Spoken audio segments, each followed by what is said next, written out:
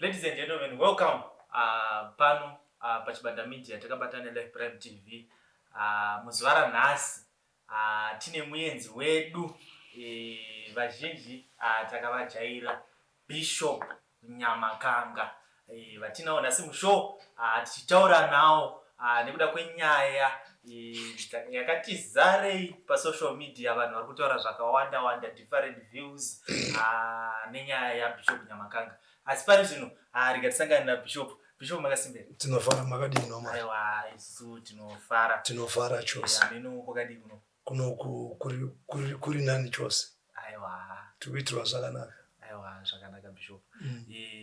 Muri kuzita renyu pasocial media? Alright. Raita mukurumbira.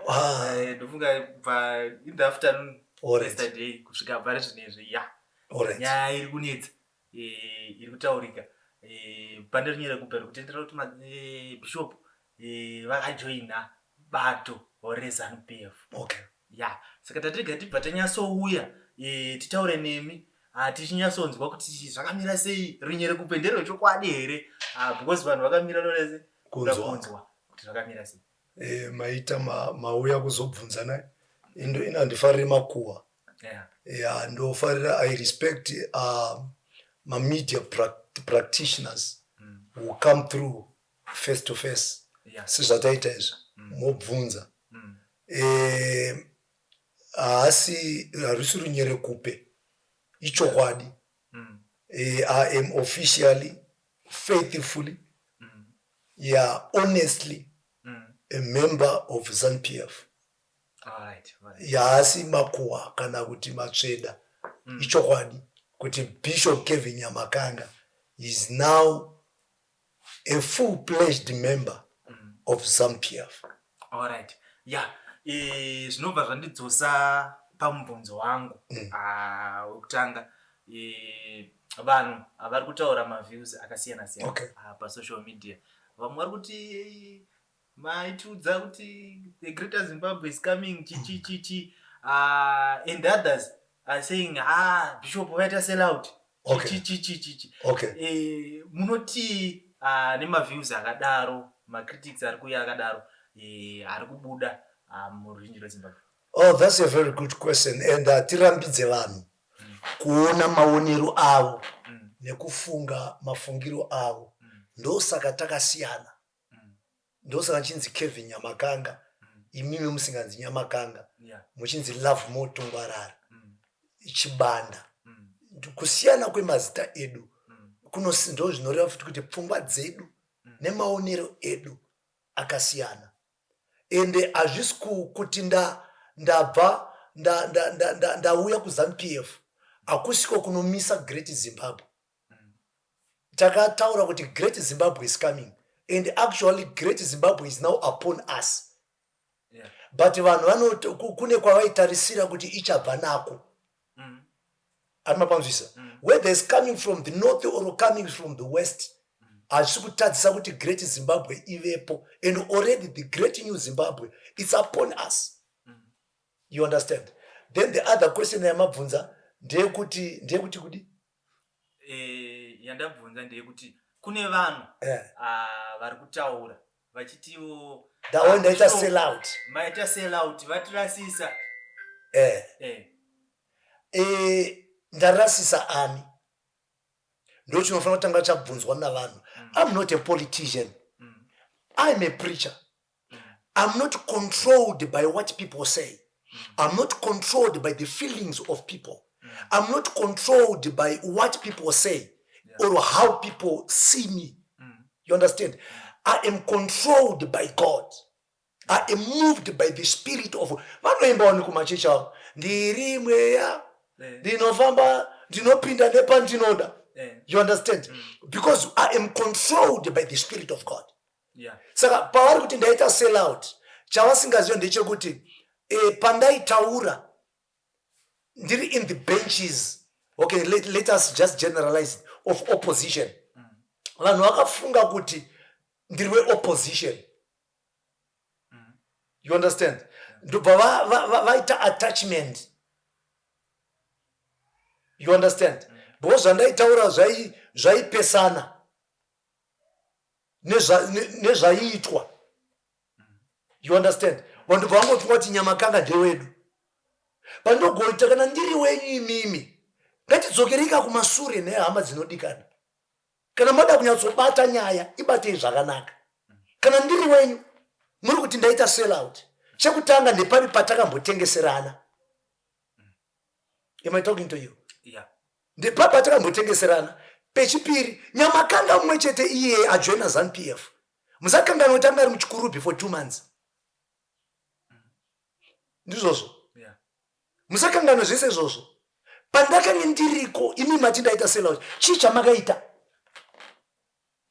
Aripo pamaaudience ese murese yeZimbabwe. Ndiko ngauye, let them come forth. Vataure kuti Nyamakanga takaita chakati. Takauya kumba kwako Nyamakanga. Tikaita chakati tikakupa salary. Let them come forward. You understand? Hapana chavakaita. Chinogona isusuka ndakafarira dingindira rapresident to build the nation. I am here to build the nation. Kwete ma-insults nekutukana. I am here for the healing of the nation. How do we move kuti nyika yedu even a healing? Work together. Have compassion upon one another. Let us work together. But in my division, hostility and toxicities, aigone kunza healing in our nation. Aigone kunza unity in our nation. Aigone kunza reconciliation in our nation. Aibabanzi, izo zanga kunditukaso. Ndeapiko mashoko angataurwe nevanhu angagone kundipwanya kuku. Ndakatopwanyiwa kudhara ndikaita built up when I was in prison. Saka kana munhu ari kundituka asina kupinda muprison, haana chaanogona kuita pandiri. Saka kureva kuti kuopposition arena pavanhu tine vanhu vakati wandei kunzi ningasungwa, ningazoenda kujeri, azodai. Kureva kuti ruzhinji rwevanhu vakaenda kujeri havana kuteerwawo zvakafanana nezvamakaitwa imi. Fine, I will give you a very good example. Ina handina kuteerwa. I will be blunt on this one. Advocate Nelson Chamisa havana kunditeera. Amos Chibaya haana kunditeera. Ostalos, but they vaindiona vanhu vese. Am I talking to you? Yeah. Handina munhu wandogona kutomboti Mwari ngaakudzwe. Wandotorespecta kunyange nanhasi Jacob Ngaruvumi. You understand? Chakanaka chakaita se? Chakanaka. Jacob Ngaruvumi wakamira neni. Wakandipa chekudya. Wakandiita mento ndiri mujeri. Wakandipa chekufuga ndiri mujeri. Wakandisimbisa ndiri mujeri. And I should give him credit for that. Not Rudende Rwese. Rudende Rwese ngarunyarare. Atidi kutaura zvakawanda. Ngarunyarare kuti ngavadye mari dzavo vachiita zvavari kuita se zvavari kuita. Izvezvi madzibaba oshanduka is languishing in prison. As I'm speaking right now, he's languishing in prison. The very people vari kuti Nyamakanga aita sell out. Madzibaba oshanduka akabuda achita handichada. Vanomuti aita sell out. But nobody is taking care of madzibaba oshanduka. Nobody izvezvi akatakura akatengera vana vazibaba mashanduko mbatya dzeChristmas. Christmas yapera. Nobody akwanisa kubvisa mafees evana madzibaba oshanduko. As I'm speaking right now. Am I talking somebody? Yeah. Ndiri kuti nobody vanhu vanototya kutoendako. Iwe pandakasungwa munhu waMwariga, unoziva here ndabuda mujere vanhu vanga vasingadi kuita associate with me. Do you know I suffered the highest degree of rejection? Not people kwete ndekuti vanhu vanga nepfungwa dzekuti tikangoonekwa tina Nyamakanga kana ndine kafamu kangu ndogona kukatorerwa, kwete ndekuti ndo zvinoita ZANU-PF but ipfungwa dzavo. Alright. Kwete ndekuti ndo zvinoita ZANU-PF but ipfungwa dzavo kuti ndikangoonekwa ndina Nyamakanga chete chechi yangu inovharwa. Yeah. Nekwandaipindira chechi mutauni ndakatosuspendwa. Gore rino ndikatotsvaga venyu ndikatonzi venyu yaita. But when they realized kuti ndiye Nyamakanga uya vakanyora message, ask my people. kuti auye sincerely for apologize, we cannot further take in ngirikini azvichaita. This is the rejection that I suffered. You understand? So you were persecuted nekuda kwekuti makaenda kujail. Exactly. Because vanhu ava ndakuudzai munhu waMwari, I'm a full-fledged member of ZANU-PF. Ende tiri kutozopusha ndima kwete zvekutamba. We are here to stay. Now let me tell you, munoziva here kuti vanhu vanotya kuassociate newe. Avanzwisa? Because vengu vachiti no, tikangoonekwa tina nyamakanga togona kubvunzurudzwa chechi yedu kunzi une mapepa here haina mapepa. Tikaonekwa tina nyamakanga kana ndine kamaini kangu togona kwete nekuti ndo zvinoitwa neZANU kati nemagovernment authorities, but ipfungwa dziri mavari. So but vanouya nerweseri kwauri rokuti nyamakanga, you are a man of God. Ndimi wechokwadi manje, ndimi wechokwadi zvamataura pano ndizvo zviri kutoitika. ZANU-PF yakaipa. Chindibatsirai, fine, matozvoro ZANU-PF chindibatsirai, they don't come forth. Alright. This is apa ndakutaura nonzi reality. Nobody is prepared to die for this nation. The only person akagona kufira vanhu ndiKristu. The rest igame. Yeah. Igame rekutsvaga mari. Yeah. Iyi nyaya inenge kuda kunodzoka pane yandainzwaitawa naComrade 𝚃𝚑𝚎 yavaiti hanzi maleaders eopposition vanotogreba vamines, vanotoenda vane mamines, vane mafarms, but vanachimusaende kumafarms. That's a very good question.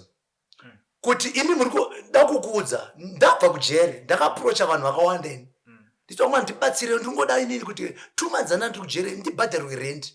Ndakaenda kune vamwe vanhu vane mamaini, ma-honorable SCC. Please, nobody helped me. Instead they say no, bishop chamogona kuita ndechekuti tsvakai 2000 USD mutenge compressor ndokupai compressor kumaini. Where do I get 2000 USD? Inda ndakavharwa nezuro. But these are people who are running my mines right now. So how are they getting my mines if nyika isina kana imuri kuti mimi ZANU-PF yakaipa? Who have given you the mine? Who have given you the farm? So these political leaders were put up, the opposition, they use my foot soldiers. You are put in prison. They drive their own narratives to the international community that the government is right, ZANU-PF is right. And vamwe vacho vanoenda to my organization twavo kwekuti vakapinda mutsekwende tuma organization itotwo tunovapa mari. Tuma organization twavo tunovapa mari. Now iwo nyamakanga ngosungwa uchiti ndiri kunamatira nyika wapinda muya hauna kana international community waunoziva. That's why I'm trying to, I want you to take this a very good example. Patakabunya mujere isusu vamwe vangu inini vazhinji vakaenda kuholiday. Alright. Yes, they traveled. Vachibula mujere vakaenda kuholiday. Vondo refresha pfungwa. Inini wanyamakanga wendaenda kupi? Ndingotendera pandiri munhu. But my voice, I said no, I should think, I should grow. Why can't I speak really positive within the party? Why can't I building corruption atinoda kurwisa? Why can't, do you know kuti izvezvi ndakuti ndikada kutanga kutaura kuti kuapa made kudayo vanondinzwa because now I am in the house. Alright. Ndikati kuapa made kupagadziriso vanogona kundinzwa kuti aiwa uyu mwana wedu because I'm in the house. But when I speak in the outside, chinopinda kuti no, he's attacking us. Pamune chitoita nepfungwa nemoyo wakaperera. But because ndataura ndiri kunze, mwana akatuka baba ari kunze, kana akatuka mai akatuka zita rekwakabva ari kunze, is regarded as an outcast, as a pariah. But mwana akapinda mumbaso kuti baba na mama, ndakachifunga kuti pepe ini ndachida kuita so mama ndikutidai. Vanovhara mubedroom votanga kuti but mwana zvataura pepe muri kuzvinzwa sei? Ngatidai ngatimbozviedzai. Vanobuda mubedroom umwe vakutaura kuti ano chimbotirai mwana, we are giving you $1,000 kana kuti chimbondorima pakati kana kuti you understand, because wataura uri mumba. Pandikabuda mandotanga kundotukirawo. Dai makandiitira chakati ndiri koko. Vanoti this is an outcast. Hazi mwana wangu. Ende vatauzi mwana wangu chinoitika kutuka mai zvakadaro. Unotora ngozi. Buzwa wisdom. Alright. Saka pangoenda kumajere watakaita ingozi. Yekuti akashare wisdom. But it's high time now. No, I am here in ZANU-PF to build the nation, to put forward the vision of our president, who is our father. Alright. We don't want it. My language yekutukana nakudze munhu wamwari. Ndotoone vamwe vanhu vanga vachitoti no vanyamakanga tanga chinamata navo. Handisi kumira kunamatira nyika. Seipapa pamanje chatozochaya manje zvakasimba. Kana taikwira makomo kati chinamatira nyika. Izvo zvita kutonyaso makwira. Kutonamatira mutungamiri wenyika, our president. Vakatakura the lord yenyika ino. He needs our prayers. Kwete kuita zveshe kuti zvimapesa kuti kutokwira makomo kutondonamata kuti we are going to pray for our father. He's carrying the burden of the nation on his shoulders. And he needs my intercessors to pray. Yeah. That's the reason why I joined ZANU-PF. For progress. All right. I'm here for progress. I'm here to pray for the nation, to pray for the president, to encourage believers. Let us come together. Nyika inoita healing chete kana vanhu vapatana. I tell you. There is not going to be healing in our nation unless people come together and pray. All right. Don't make me to preach here. Aiwa, tikunyatsoteerera munoziva kana munhu achipindura mibvunzo. Unoda kunyatsopiwa nguva kuti vanhu vanyatsonzwa kuti nyaya yacho iri iri kufamba sei. All right. Bishop, ndakada kunzwa kuti ndeipe advice yamunogona kupa kune vanhu vari kuopposition, because izvezvi nyaya yemafoot soldiers imwe nyaya ndanda kutaura, because it's like tine vanhu vari kuita zvinhu handika, but vanhu vari pasi, but hierarchy yeopposition hatisi kuvaona vari kumberi, the likes of zvakaitwa nana Morgan Tsvangirai.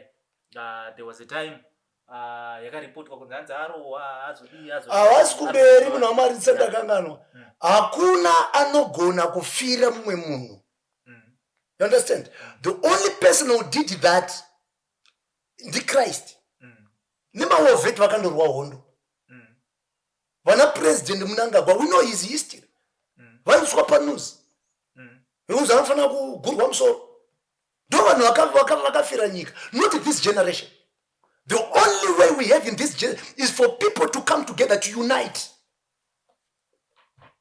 All right. Chamisa cannot die for anybody. Dai vachamisa vaida kufira munhu. Pakaitwa patakasungwa pepe. Mozati atiri mujere so. Nona jabu mugovernment tichitarisa so. Tichiti chinobvondoka. Kuchaitwa demo. Hainoitwa demo. Hainoitwa. Baba. That was 15-16. I remember very well. 17. No demonstration. Taitoenda kukoti tiri muzimota rere. Uchitoona vanhu vakatozara machikeni ivo vachitodya maice cream. Life yavo ichitopfuura mberi. No word from Advocate Nelson Chamisa. No word from Tendai Biti. There was no word. Why? Because vaichikira upenyu hwavo. Saka kana uchichikira upenyu hwako iwewe ndiani umwe munhu wanoda kuti akupindire mujere? Do you honestly think kuti izvezvi right now I'm prepared kupindira vanhu vese mujere, Zimbabwe yese mujere kuda? I'm not prepared. In as much these people are not prepared, if they are not prepared, let them come together. And tell you what, pane chinhu chandaona muZANU-PF kuti there is transformation. Right. It's no longer the old ZANU-PF that we used to have. I've seen it. Do you know kuti vakandishaya havana kunditi uya kuZANU-PF? All right. Havana. Vakatozorwa nehana. Ndavafonera inini. Ndikasangana navo pamikosi. Ndikumbira kusangana nemi. Ndipo ndakazodza kuti ndinoda kujoina ZANU-PF. Vakati mati Bishop, are you serious? Ndikati yes, I'm serious. Chii chakaita ndida, the love he showed me, the conversations we had. Hazvina kutukana, handambonzi imi Bishop mungaita zvekutamba imimi muchasomba futi. uchitoya mujoine ZANU-PF there was nothing like that. Kusvika kuti anonda ndobva ndauya ndaudzawo madam akati makamirire chamuri kumirira chi. You understand? Izvozvo zvega ndo zvakaita kuti ndive pano nhasi. Yeah. Exactly. Right. Yeah, because mimi nyaya yenyu tingati pamaka join inonzi politics in the bus here. Yeah, politics in the bus. Yeah. Ipapo ndakaona hondo ndo pakatanga hondo chaichai. Because vanhu vangwa kuti kwemi mazoenda sei koko mazodi. Shimira muchinzwa manje. Yeah. Vanhu vanoda change. Kana vachingeza nditi vaida change. But havagoni kuita zvakaitwa namadzibaba edu. Zvokutora gidi. Kupinda musango. Ropa richierera panyadzonya. Kuchimoyo nedzimwe nzvimbo dzakadaro. Chavanogona kuenda pasocial media. Votaura kuti kwakati hakuna chaitwa. Kwakati hakuna chaitwa. We need new leaders. And it is not the handwriting that you have put on social media that you need new leaders, which is going to bring new leaders to you. It is the action that you employ on the ground that it tells you that you are a leader. All right. Am I talking to you? I'll give you a very good example. Chi chakaitwa ne-opposition chamunoziva imimi kubva vatsvangirai varipo. Tikutaura ma-infrastructure zvinobatika. Ndokupa a very good example. Chi chiri kuitadzisa. Zvavari kuti dai zvaitwa zvakundikanwa neZANU vari kutadza sei kuzviita. I'll give you a very, very, very simple example. Vachamisa vane 3 million followers vakavavhotera. Vanodi kuti munhu wega wega ngaabvise $1 toita crowd funding. ZANU-PF yakaipa yashata yakundikana havana chavari kuita. But isusu let us work. Izvozvo. Nevanhu vavo vanovatenda voburitsa 3 million. Voburitsa 5 million. Voti taakuenda paparenyatwa kundotenga mushini wecancer. Tigadzise road yepapo iyo. Kurumidzai vanhu, kurumidzai. ZANU-PF yakundikana. Toda kungoiratidza kuti isusu we are here to work. But they can't do it. This is a very simple example. Yeah. Zvokuti zvingade muchinongedzera kuti kune rehab yakalakwa ne-opposition vaisa musoro yavo pamwe chete. Rehab yavakalaka yekuti tine vana vari kuita zvemadrugs. Ndizvozvo. Tine vana vari kuita zvekushandisa masubstance. But pane zirehab rakalakwa vakomana. Vanhu endesai vana. Rakavakwa nani? Opposition yakaita crowd funding. Iri kuedza kuratidza ZANU-PF or the failed government, as they say, kuti isusu kunyangwe tisati tamupower, but we can do it. Alright. Saka kana tikapinda mupower tinoita kudarika zvataita nekuti tinenge tane maresource. But until now they haven't done anything. Alright. Yeah. Pane panaida kubvunza Bishop. Maybe mukuinteract nevanhu panguva yavaifunga kuti you are a member of opposition. Yet imimi my try sekutaura kwamuri kuita kuunza something chiri constructive. Though maizojudge one kuti was part of ZANU-PF. Pamwe mukutaura munogona kunge mune mama-answers zvinhu zvandiri kubvunza. Why is it kuti paisungwa vanhu ne-anti-corruption taiona isusu ma-advocates from the opposition ndo vainopresenta vanhu vavo mukoti handitika against government iri kuti vanhu vaita corruption ndo vainomira semaloya. Ndopa ndiri kuti inini. These people, they are after, they are doing politics. Okay. Munhu waMwari. Pane zvinhu zviviri. Vocational and calling. Okay. They are doing politics not as a calling, but as vocational. All right. It's what brings bread and butter on my table. Saka uyo akapara mhosva ari weZANU, ari wegovernment. Ini ndiri lawyer. Ndinotondomumirira ndichitora mari yake. Kowadi kuramba kumumirira yo angoenda kujere akundikana aenda kujere. Uri kundomumirira uchiti kudii? Andi uri munhu ari kunzi abawe. Abira nyika. Anzi abira nyika. Yauti ine corruption ka. Abira nyika munhu. Saka iwewe what is giving you the audacity kundomumirira? Uri kumumirira kundomudefenda kuti asende kujere. Wodzoka nerweseri woti wewe hurumende yakaipa. Saka in other way corruption iri kufandwa neopposition. Wapedza. Ngavasiye vapedzerane ikoko vasungwe. Imuchitopo takazvitaura makamira takazvitaura hatisura kutombovamiririra. My brother, I saw it all. Dakudza ichinhu one. Ndakadzidziswa naMwari panguva pfupi. Pandoti veopposition pavakafunga kuti ndiri wavo. VeZANU-PF vakafunga kuti ndiri opposition. Ndosa ndati ndakapinda panguva yakaoma isinganzwisiswi nevanhu. I wrote letters demanding answers from the ruling party and from opposition and also civic organizations. It's on the record. And everyone opposition, you know what they did? They thought probably I want to start a political party. Okay. Those are more about narrative. Ekuti derail the movement, the blue movement. All right. Why they wanted to tarnish me? Vakata no, vakazuti ndo state.